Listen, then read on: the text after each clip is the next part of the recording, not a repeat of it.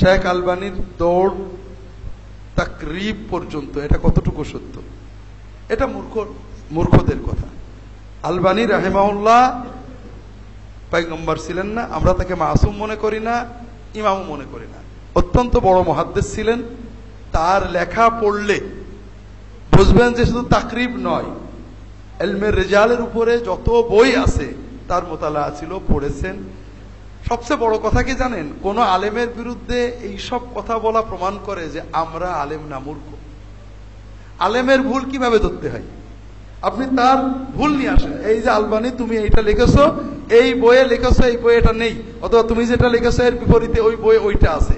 হ্যাঁ, এইটা হলো ভুল ধরা মানুষের। আপনি আমার বই থেকে বলেন যে ওই লেখাটা ভুল হয়েছে, আরে আব্দুল্লাহ জাহাঙ্গীর কি জানে, লেখাপড়া জানে না, এটা তো মানে আপনি কোনো কথাই বললেন না, কথা ঠিক আছে না? তো এই ধরনের নন এলমি, নন একাডেমিক কথা শুনলে বিরক্তি লাগে। এলমি কথা বলেন।